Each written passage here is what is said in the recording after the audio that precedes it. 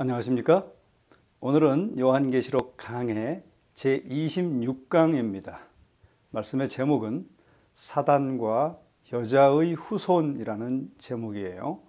계시록 12장 13절부터 17절까지 오늘 살펴보겠습니다.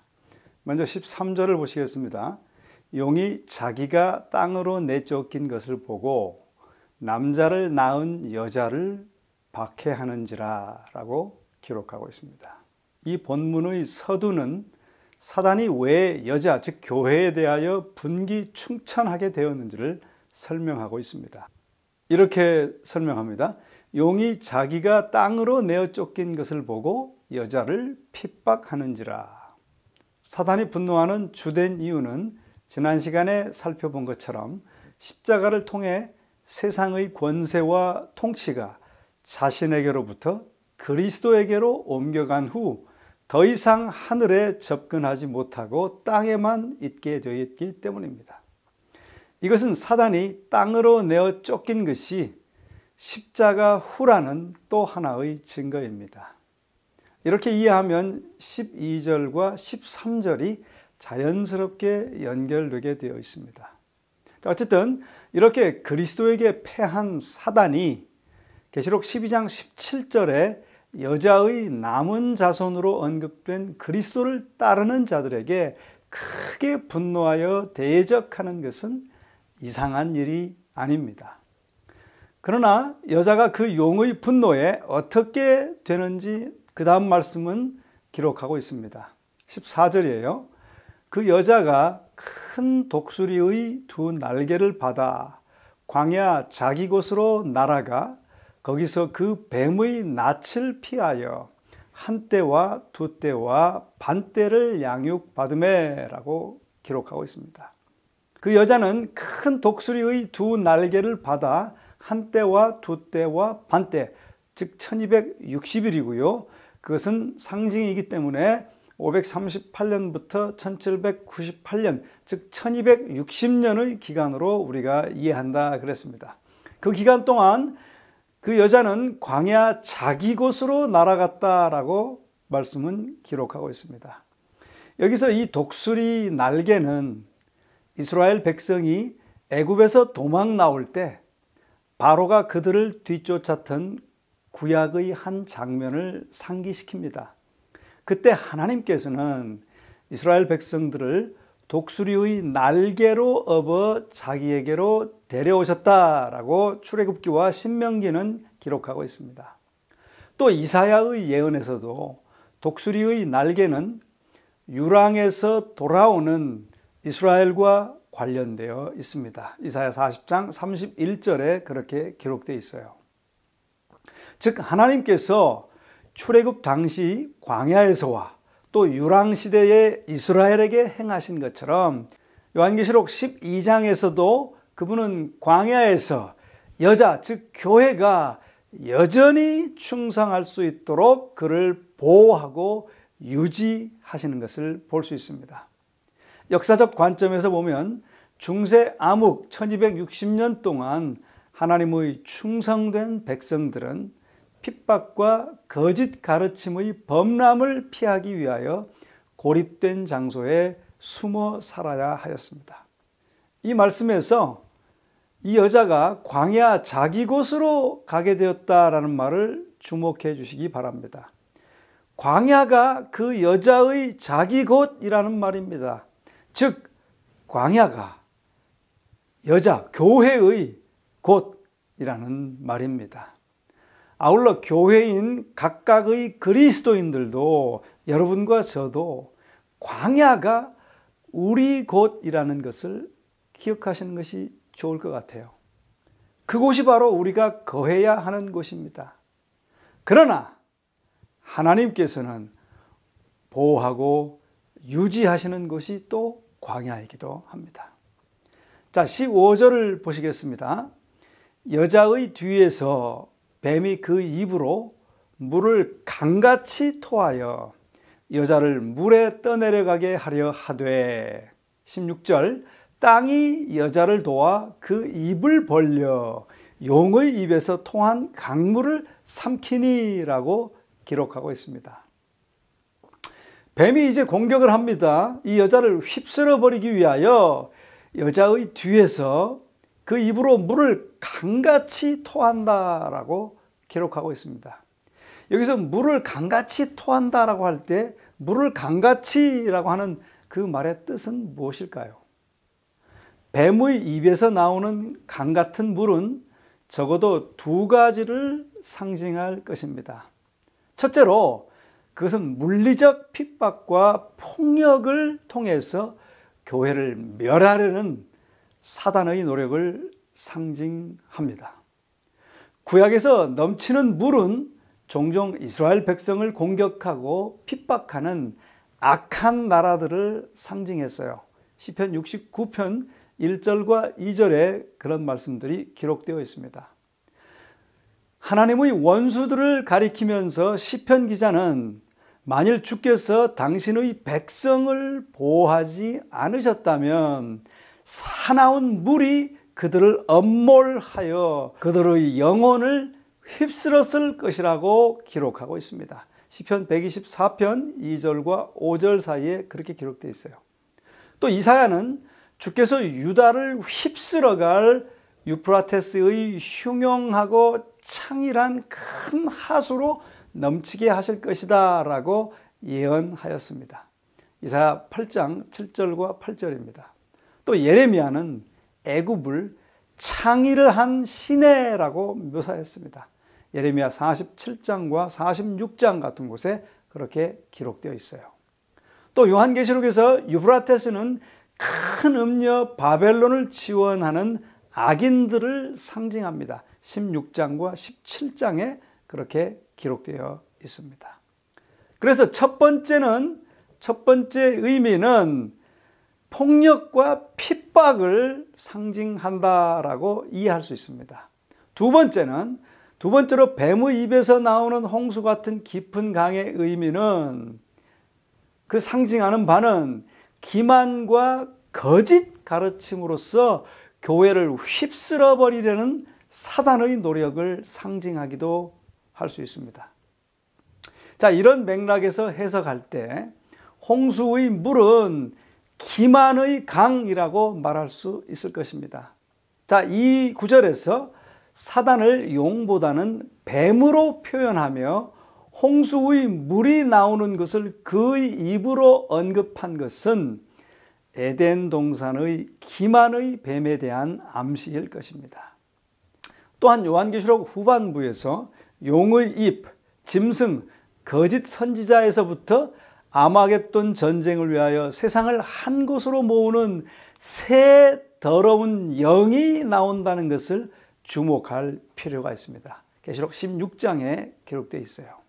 이것은 또 계시록에서 후반부에 표현되는 사단의 활동, 즉 마지막 때 세상을 기만하는 그의 활동에 관한 묘사와 맥을 같이 하는 것 같습니다. 이러한 두 가지 해석은 강력한 성경적 증거에 근거합니다. 그러므로 그 해석들은 서로를 배제하지 않습니다. 그러므로 이 둘을 합치면 그것들은 하나님의 백성을 해쳐 멸망시키려는 시도 중 상징적 3년 반, 즉 1260년 동안 광야로 도피한 여자에 대하여 사단이 사용했던 두 가지 전략을 가리키는 것입니다. 곧 이 두 가지 전략은 첫째 무력과 박해, 그리고 두 번째 기만과 거짓 가르침입니다. 16절로 가시겠습니다. 그렇게 공격을 했을 때 무슨 일이 벌어졌을까요? 땅이 여자를 도와 그 입을 벌려 용의 입에서 통한 강물을 삼키니라고 기록하고 있습니다. 이 비유적 표현은 고라와 다단과 아비람이 모세의 권위와 그의 지도력의 반기를 들었을 때 땅이 입을 벌려 삼켜버렸다는 이스라엘의 광야 경험에서 가져왔습니다.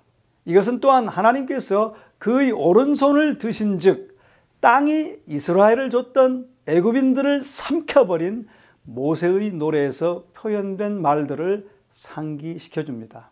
과거에 하나님께서 바로의 추격에서 당신의 백성을 보호하며 고라와 그 동료들의 반역으로부터 모세를 보호하셨던 것처럼 이제 그분은 사단이 자행하는 핍박과 거짓되고 유혹하는 가르침의 홍수로부터 당신의 교회를 보호하시는 것을 말하고 있는 것입니다. 맥스웰 박사님은 또 땅이 입을 벌려 여자에게 토해진 강물을 삼켜버렸다라고 하는 그 부분을 이렇게 해석하고 있습니다. 아까 말한 것처럼 이 첫 번째 해석, 즉 그 물은 물리적 폭력과 핍박으로서 교회를 멸하려는 사단의 노력을, 입을 열어 물을 삼킨 땅은 박해받은 그리스도인들이 피난하여 찾아간 비교적 인적이 드문 지역을 나타낸다라고 해석합니다. 주지하시는 바대로 수많은 그리스도인들은 박해를 피해 알프스 산맥의 깊은 계곡이나 사람이 많이 살고 있지 않는 북미의 영국 식민지로 들어갔던 역사적 기록들이 있습니다. 또 두 번째 해석으로 이해할 때, 즉 뱀의 입에서 나오는 홍수 같은 강이 기만과 거짓 가르침이라고 이해할 때 입을 열어 물을 삼킨 땅의 입이 고고학과 지질학 등을 나타낸다고 해석합니다. 고고학은 성경의 역사적 정확성을 입증하는 자료들을 땅에서 출토해냈습니다. 또 지질학은 표준 화석의 부재와 부정합의 존재, 생명 형태의 복잡성, 간단한 생명체의 경우에도 그렇습니다. 이런 것들의 증거들을 찾아냈는데 이러한 증거들은 모든 사단적 기만의 진화론의 허구성을 폭로시키는데 기여하게 됐다는 것입니다. 자, 이렇게 1260년간 여자, 즉 교회를 멸망시키려다 끝내 뜻을 이루지 못한 사단은 마지막 때에 그 여자의 남은 자손에게 분풀이를 시작합니다. 17절부터 기록되어 있어요. 용이 여자에게 분노하여 돌아가서 그 여자의 남은 자손, 곧 하나님의 계명을 지키며 예수의 증거를 가진 자들과 더불어 싸우려고 바다 모래 위에 섰더라, 그렇게 기록하고 있습니다. 사단은 그리스도를 멸하려는 그의 시도가 계속적으로 실패함으로써 매우 좌절된 듯이 보입니다. 그가 여자에게 분노하는 것은 당연합니다. 그가 분노하는 한 가지 이유는 하나님께서 광야에서 여자를 보호하시기 때문입니다.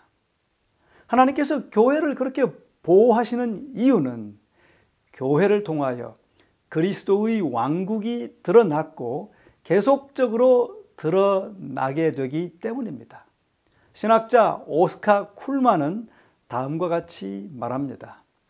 교회는 그리스도의 완전한 주권이 가시화되는 지상의 센터다라고 말했습니다.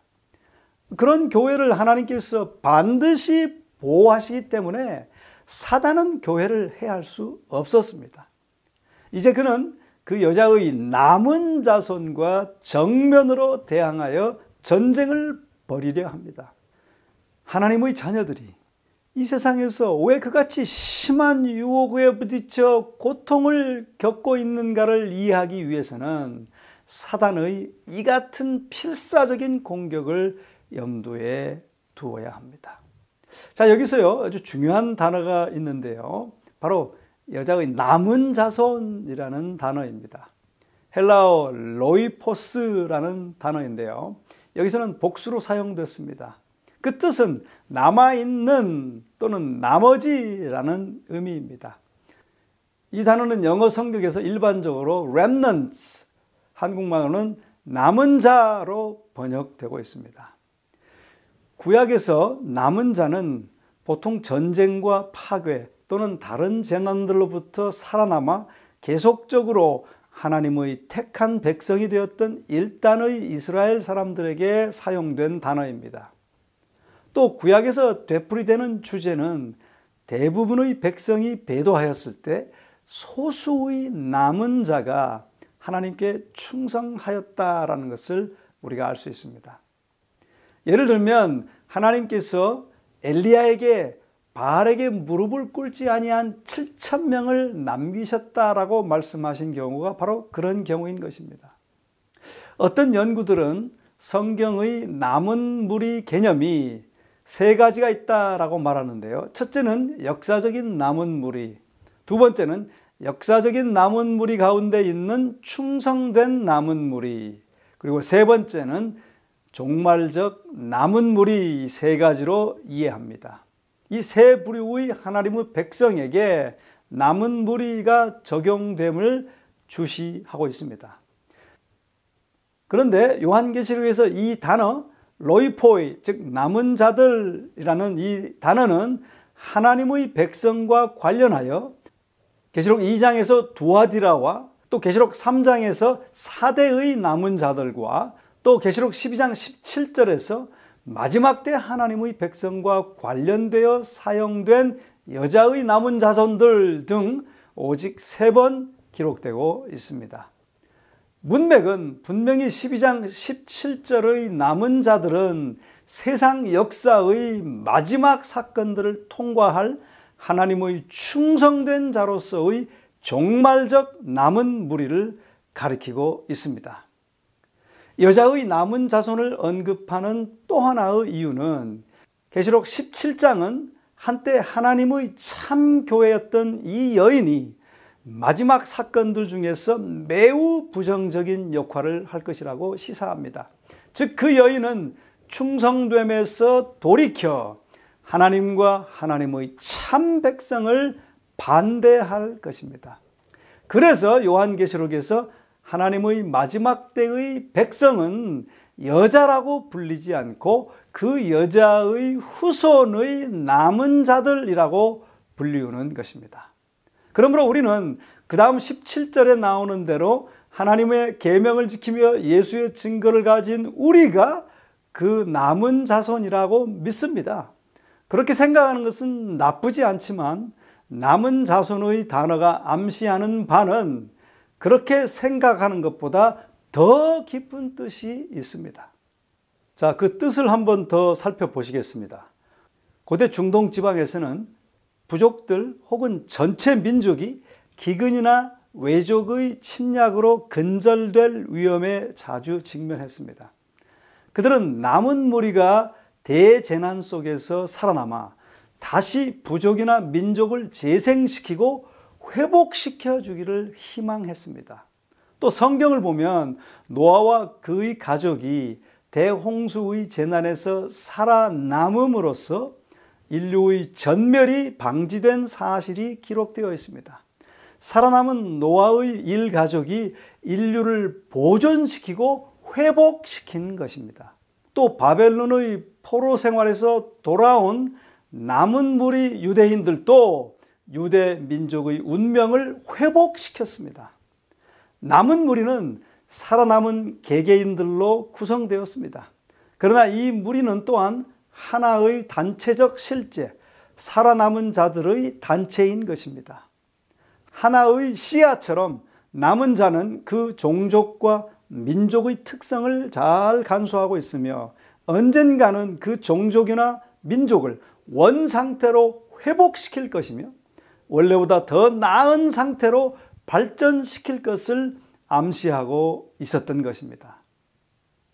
자, 또한 성경에는 당신의 백성의 남은 자손을 보존시키는 분이 하나님으로 되어 있습니다. 예를 들면 이사야 37장 32절에 보면 이는 남는 자가 예루살렘에서 나오며 피하는 자가 시온에서 나올 것임이라. 만군의 여호와의 열심히 이를 이루시리다 그랬어요.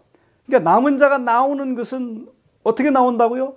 네, 만국의 여호와의 열심히 이를 이루시리다 그렇게 기록하고 있다 이 말입니다.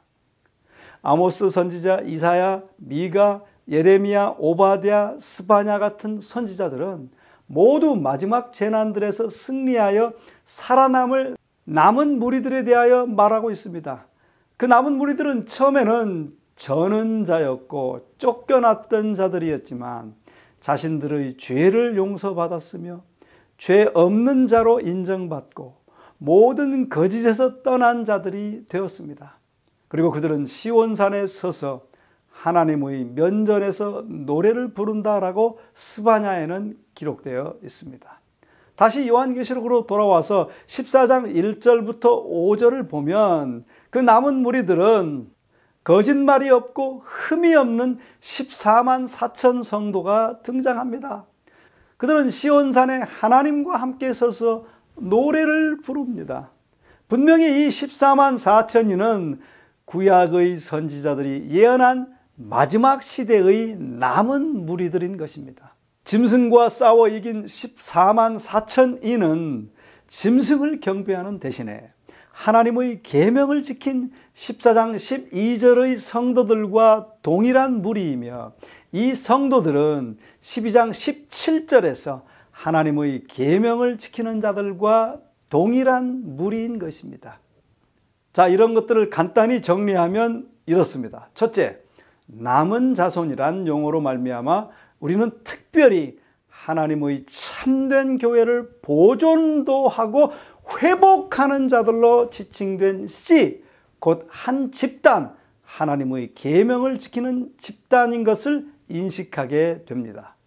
둘째, 이 남은 무리라는 용어는 비록 이 무리들이 한동안 저는 자들이었고 쫓겨난 자들이었지만 궁극적으로는 거룩하게 될 것이라는 약속을 재보증해 주고 있습니다. 그리고 세 번째로는 12장 17절에서 남은 자손이란 용어가 사용됨으로써 최소한 우리는 남은 무리들의 보존과 성화가 하나님의 초월적인 은혜의 행위의 결과라는 사실을 상기하게 되는 것입니다. 이와 같이 12장 17절의 주역은 우리와 싸움하는 용뿐이 아니라 무대 뒷면에서 사랑의 약속을 실현하고 계시는 하나님 자신이신 것입니다. 남은 자손이란 단어 자체가 우리를 염려하시는 하나님의 사랑을 우리에게 상기시켜 주고 있습니다. 이 단어는 마지막 날에 하나님이 친히 당신의 참된 교회, 곧 그의 양들이 있는 한 우리를 회복하고 계시며 그 우리에 들어가고자 하는 모든 자들을 초청하고 계심을 우리에게 상기시켜 주고 있는 것입니다. 자, 이 여자의 남은 자손, 그들은 두 가지의 특징으로 그 신원이 확인되고 있습니다. 즉, 그들은 하나님의 계명을 지키며 예수의 증거를 가진 자들이다라고 하는 것입니다. 마지막 때 그리스도를 따르는 자들로 남은 자손이 되게 하고 그들과 충성되지 못한 자들을 구분짓게 하는 것은 바로 이것입니다. 온 세상이 사단과 그의 동맹들에게 마지막 충성을 바칠 마지막 때에 하나님께서는 당신의 계명을 지키며 예언의 선물을 통한 예수의 증거를 가지고 그분에게 아낌없이 충성하고 순종할 한 백성이 있을 것임을 이 본문은 우리에게 말해주고 있습니다. 자, 여기서 예수의 증거를 가진이라는 구절에서 가진이라는 헬라어는 에코입니다. 그것은 뭔가 하면 어떤 사람이 자신의 소유를 굳게 붙들다 또는 소유하다라고 하는 뜻입니다.